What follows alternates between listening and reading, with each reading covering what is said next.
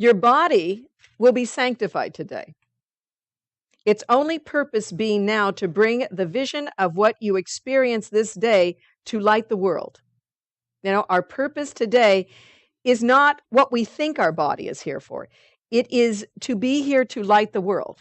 You know, like we were talking about these lessons in light. What is light but truth and knowledge? So what is our body but to be of service to that awareness? So it goes on to say, we cannot give experience like this directly, yet it leaves a vision in our eyes, which we can offer to everyone, that he may come the sooner to the same experience in which the world is quietly forgot and heaven is remembered for a while. So, well, let's go on, because I want to get to that second paragraph, or the seventh paragraph, which I think is absolutely beautiful. As this experience increases and all goals but this become of little worth, the world to which you will return becomes a little closer to the end of time, a little more like heaven in its ways, a little nearer its deliverance. And you who bring it light will come to see the light more sure, the vision more distinct. The time will come when you will not return in the same form in which you now appear, for you will have no need of it. Yet now it has a purpose and will serve it well. And I think about that in our physical body too. You know, we're not going to need this body for forever.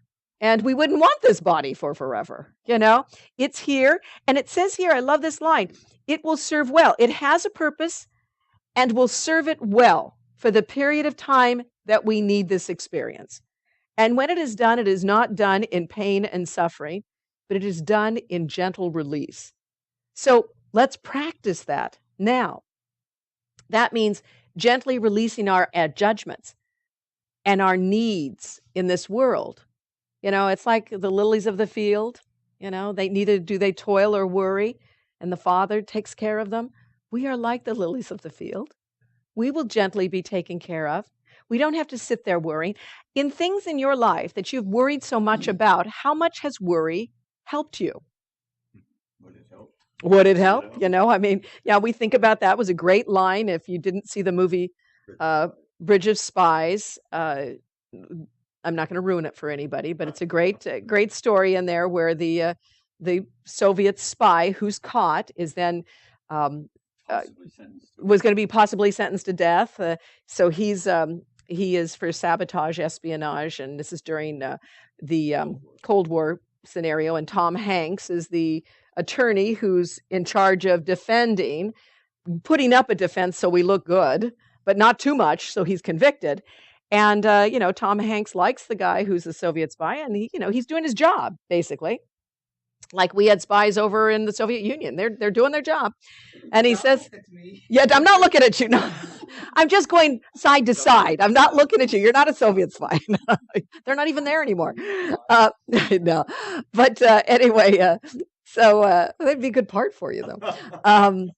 But anyway, so he's defending. Yeah, there it is. Great job for her. He's defending this guy, and he says, "Aren't you worried about all this that's going on? Aren't you? You know, the case is not going well." And he says, "Aren't you worried?" And the guy says, "Well, would it help?"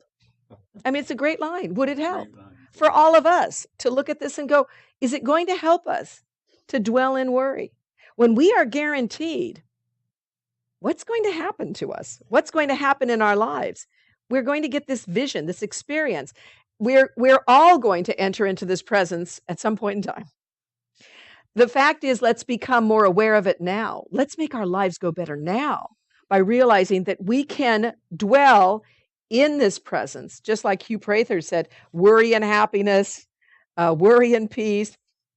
Enter into his presence with your judgments and your fears and your worries and allow them to be dispelled. Drop them into the lake of the divine, knowing that as we do this, we are going to begin to have a sense of peace. We're going to feel more like, as it says here, it'll be more like the ways of heaven. You know, it's going to be a little closer to our deliverance. It's going to be an experience of light. And so it says, today we embark upon a course that we've only dreamed of.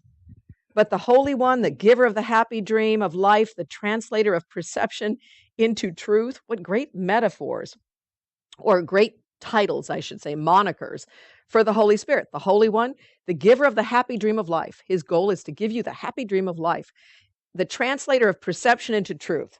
His goal is to translate all the chaos in your life into peace, into truth.